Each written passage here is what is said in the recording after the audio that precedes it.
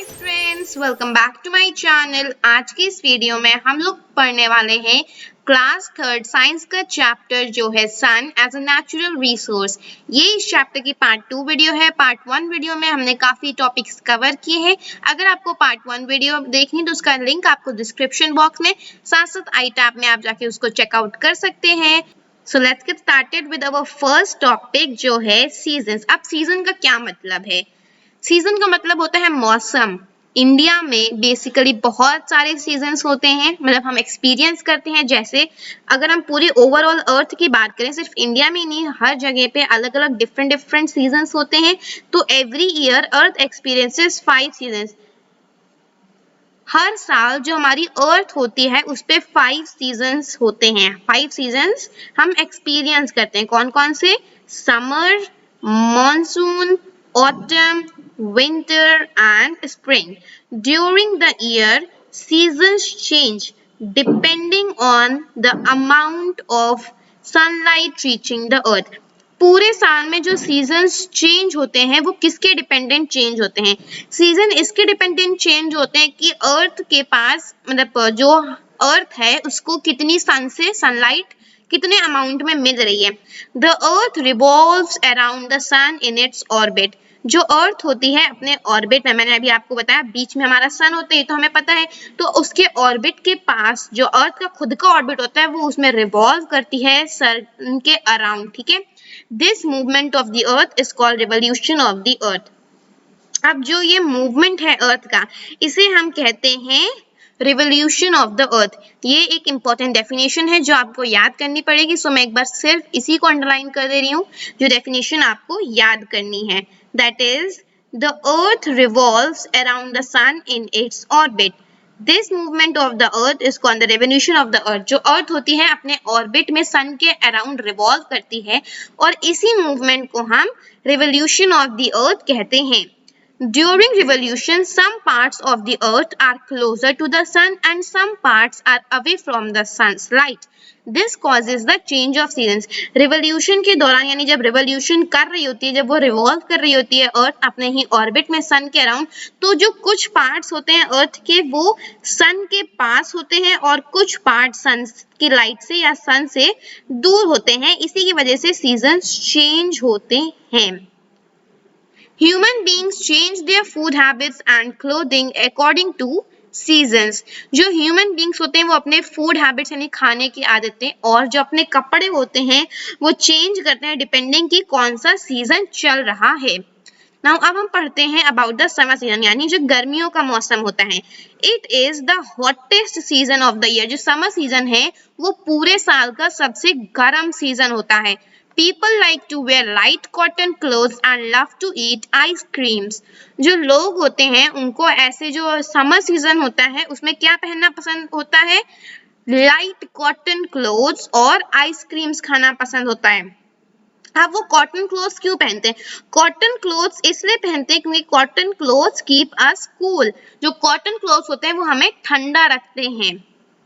Monsoon season आप exactly कह सकते हैं कि मॉनसून सीजन और rainy season are the same things. अब जो मॉनसून सीजन है उसको हम रेनी सीजन भी कहते हैं। मॉनसून सीजन और रेनी सीजन दोनों में ही बारिश होती है। तो अभी हम पढ़ते हैं अब इसके बारे में। It rains heavily during the season.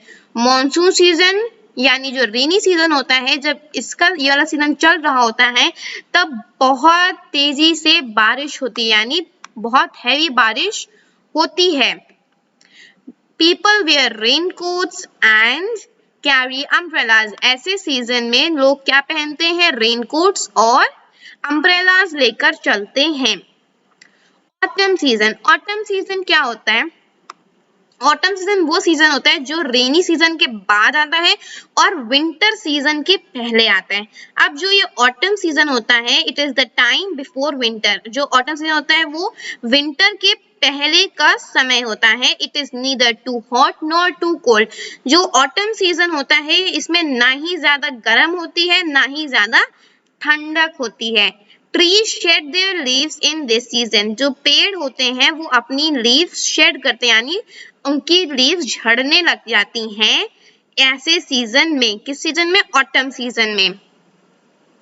Winter season ये होता है ठंडियों का मौसम।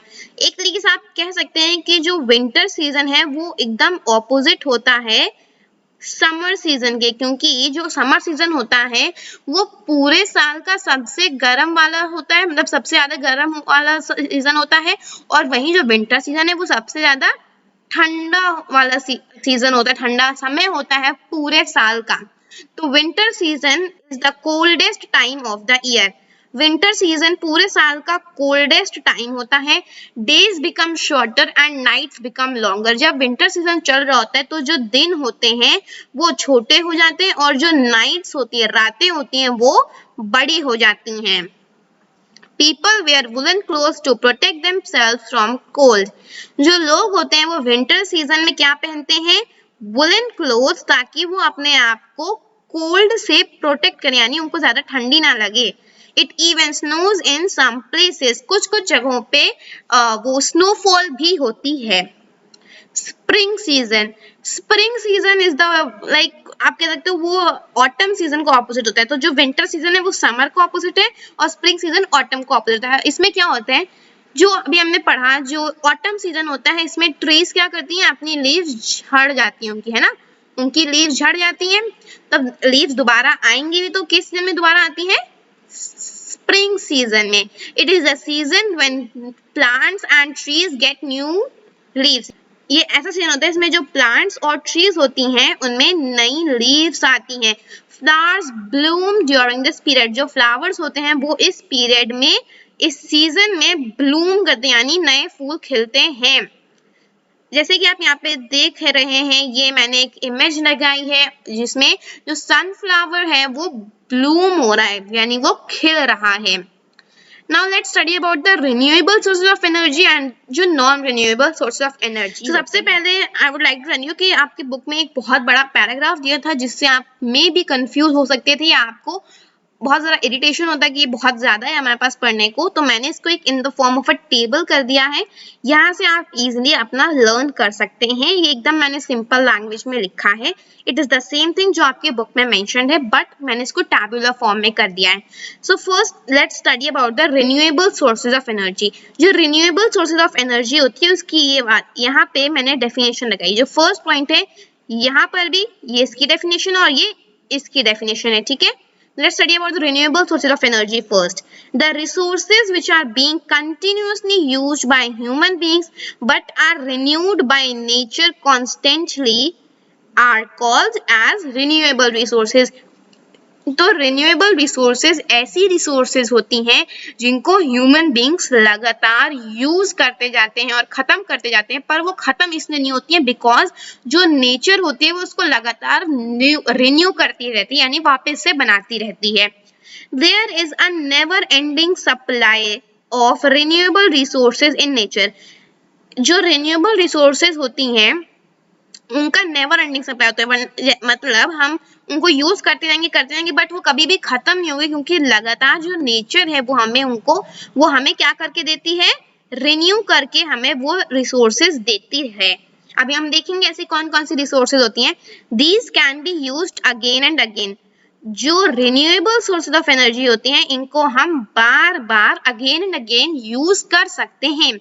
The energy we get from these resources is called renewable energy.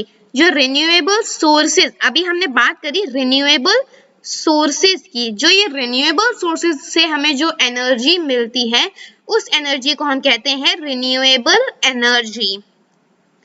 The examples of renewable sources are sunlight, air and water. Renewable sources के examples कौन कौन से हैं? सनलाइट, एयर और वाटर। सनलाइट वो लाइट जो हमें सन से मिलती है, एयर हवा, वाटर पानी। तो आप लोगों ने ये ध्यान दिया होगा कि जो वाटर होता है ये कभी भी खत्म नहीं होता। क्यों? हम लोग तो डेली पीते हैं पानी, इसलिए बिकॉज जो नेचर है वो कॉन्स्टेंटली उसको रिन्यू करती है। ऐसी एयर और सनलाइट, आज जैसे सनलाइट होती है मॉर्निंग में होती है फिर नाइट में चली जाती है बट नेक्स्ट डे फिर आ जाती है। नेचर यानी जो नेचर होती है वो हमें रिन्यू करके देती है ऐसी रिसोर्सेज।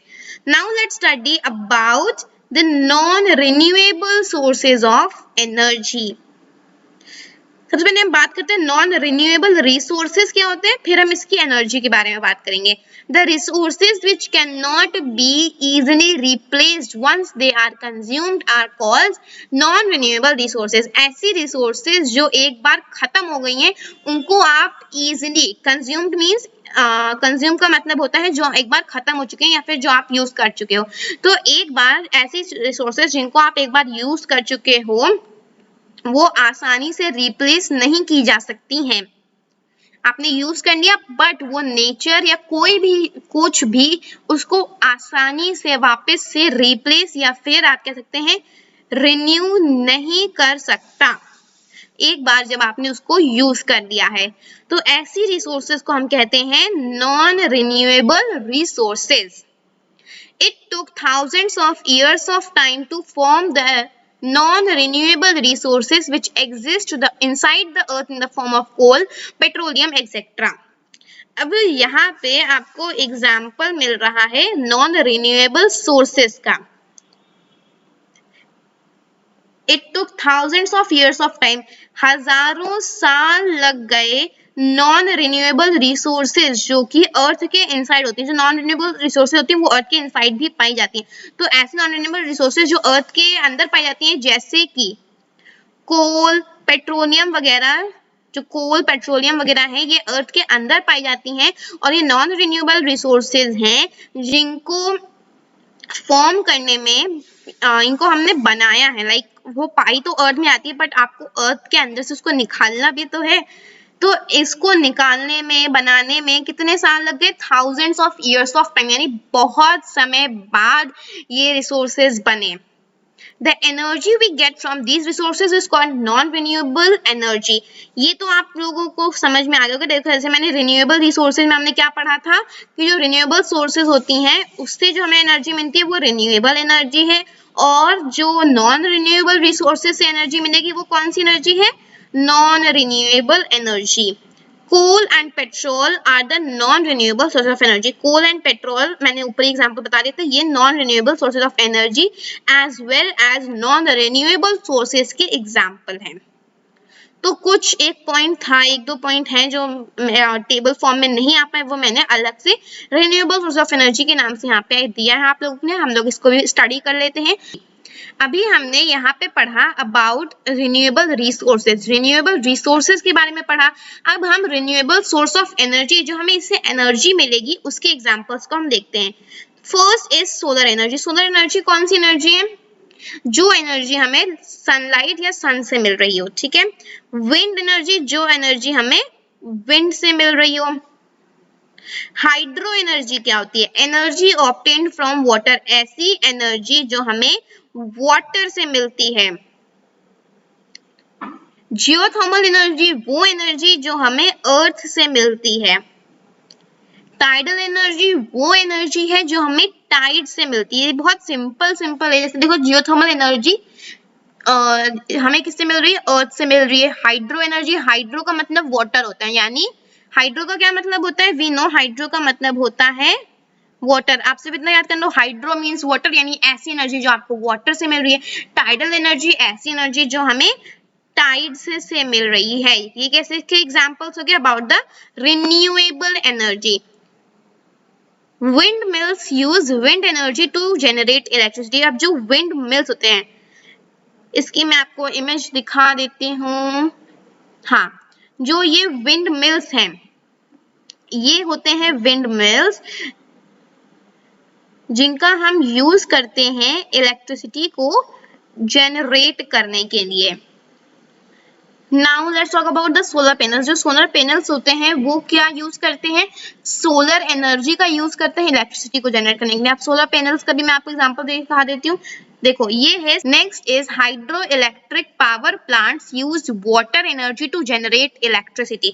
अब ये सब मैंने आपके एडिशनल इन्फॉर्मेशन के लिए लगाया कि जो इलेक्ट्रिसिटी हमें हाइड्रो इलेक्ट्रिक पावर प्लांट्स या फिर आप कह सकते हैं जो एनर्जी हमें वाटर से मिलती है उसे हम हाइड्रो इलेक्ट्रिसिटी कहते हैं। ये आपकी बुक में नहीं दिया गया है, ठीक है। हाइड्रो इलेक्ट्रिक पावर प्लांट जो होते हैं वो वाटर एनर्जी का यूज करते हैं इलेक्ट्रिसिटी को जनरेट करने के लिए। मैंने दो इमेजेस लगाई हैं यहाँ पे हाइड्रो इलेक्ट्रिक पावर प्लांट्स की। या फिर आप कह सकते हैं जहां से हमें ऑब्टेन हो रही है हाइड्रो इलेक्ट्रिसिटी, ये भी वही वाली इमेज है and this is also the same one. Now let's talk about non-renewable sources of energy, जो उसके एक्स्ट्रा पॉइंट थे जो टेबल में मैंने इंक्लूड नहीं करे. As the non-renewable sources of energy are likely to get used up, we should not waste them and use them carefully. जो non renewable sources of energy होती हैं ये बहुत जल्दी ही लाइक वो खत्म हो सकती है, परमानेंट नहीं होती हैं, तो वो खत्म हो सकती हैं, इसलिए हमें उनको वेस्ट नहीं करना चाहिए और उन्हें केयरफुली यानी जब हमें बहुत ज़्यादा ज़रूरत होनी चाहिए तभी यूज़ करना चाहिए. We should prefer to use renewable sources as they will not get exhausted ever. हमें प्रेफर करना चाहिए कि हम renewable sources of energy या फिर renewable sources को यूज करें, क्योंकि जो रिन्यूएबल सोर्स ऑफ एनर्जी है वो कभी भी एग्जॉस्ट नहीं होंगी. अब एग्जॉस्ट का मतलब होता है कि वो कभी भी फिनिश नहीं होंगी. They help to conserve our environment. जो रिन्यूएबल सिर्फ जो रिन्यूएबल सोर्स ऑफ एनर्जी होती हैं ये हेल्प करती हैं कि हम अपने एनवायरमेंट को कंजर्व करें, यानी हम अपने एनवायरनमेंट को साफ रखें और हम उसको बचाएं. Now let's come to the last topic of this chapter, that is conservation of energy. यानी एनर्जी अब हमें मिल रही है तो हमें इसको ऐसी वेस्ट तो नहीं कर देना चाहिए ना, वी शुड सेव इट. तो हम कैसे सेव कर सकते हैं? There are many different ways to reduce your household's energy use. बहुत सारे अलग अलग तरीके हैं हाउस होल्ड एनर्जी को रिड्यूस करने के लिए. सम ऑफ दीज आर, इनमें से कुछ हैं जैसे whenever possible walk, use bicycle, carpool और use public transport. अगर आप पास के मतलब ये जब भी पॉसिबल हो सके आप वॉक करके कहीं पे ट्रैवल कर लो, बाइसिकल यानी साइकिल से चले जाओ, या फिर आप कारपूल. कारपूल का क्या मतलब है? कारपूल का मतलब एक बहुत सारे लोग हैं, ग्रुप ऑफ 5-6 लोग हैं या फिर जितने भी हैं, तो आप लोग एक ही डेस्टिनेशन पे एक ही जगह पे जा रहे हैं और एक ही टाइम पे जा रहे हैं, तो आप लोग कारपूल का यूज कर सकते हैं. आप एक साथ एक ही कार में जाइए इंस्टेड ऑफ कि आप हर एक इंसान अलग अलग व्हीकल्स को यूज करें. या फिर आप पब्लिक ट्रांसपोर्ट को यूज कर सकते हैं. Turn off lights, TV, AC, fan and computer when they are not being used. जब lights, TV, fan, AC और जो कंप्यूटर आप यूज नहीं कर रहे हैं तो उसको ऑफ कर दीजिए. When purchasing an appliance such as a dishwasher or television, look for a model that uses minimum energy. अब जो हमारे dishwasher होते हैं, appliances होते हैं, ये भी कुछ energy use करते हैं. तो जब भी आप कोई appliance जैसे कि dishwasher या फिर television वगैरह खरीदते हैं तो ऐसा मॉडल या फिर ऐसा उसको ढूंढिए जिसमें minimum energy यानी कम से कम energy वो use करें. Replace light bulbs with compact fluorescent lights as they use less energy. यहाँ पे आप देख पाएंगे fluorescent lights, तो हमें इन fluorescent lights को यूज करना चाहिए इंस्टेड ऑफ कि हम यूज करें लाइट बल्ब, क्योंकि जो लाइट बल्ब्स होते हैं वो ज्यादा एनर्जी यूज करते हैं as compare to fluorescent lights. तो जो compact fluorescent lights होती हैं वो कम एनर्जी यूज करती हैं. Use the correct size burner for your pan. अपने पैन के लिए जो पैन होता है इसमें आप खाना पकाते हैं, आपने आपके मम्मी पकाती होंगी, तो उसका जो पैन होता है उसका करेक्ट साइज बर्नर हमें यूज करना चाहिए. क्लीन और replace air filters as recommended. आपको जो एयर फिल्टर्स होते हैं, जो एसी होता है, उसको रेगुलरली साफ करते रहना चाहिए या फिर रिप्लेस उसके एयर फिल्टर्स करते रहना चाहिए एज रिकमेंडेड, यानी जैसे कि बताया जाता है या फिर जैसे से सही होता है. Energy is lost when air conditioners and hot furnaces have to work harder to draw air through dirty filters. Energy आपकी वेस्ट होती है. लॉस्ट का यहाँ पे बेसिकली मतलब है कि जो एनर्जी है वो वेस्ट होती है तब जब एयर कंडीशनर और जो हॉट एयर फर्नेसेस होती हैं उनको ज्यादा हार्डर वर्क करने की जरूरत होती है एयर को डर्टी फिल्टर से लेने के लिए. Turn off your water heater when not in use. जो वाटर हीटर होता है इससे पानी गर्म होता है, जब वो आपके यूज में नहीं तो आप उसको बंद कर दीजिए. So now thank you so much for watching this video. I'll be very soon uploading the question answer part of this video. अगर आपको मेरी आज की वीडियो अच्छी लगी then do like it, share it with your friends, subscribe my channel and also hit the notification bell so you would not miss the updates of any of my upcoming videos. I'll see you very soon in the next video. Bye bye and take care.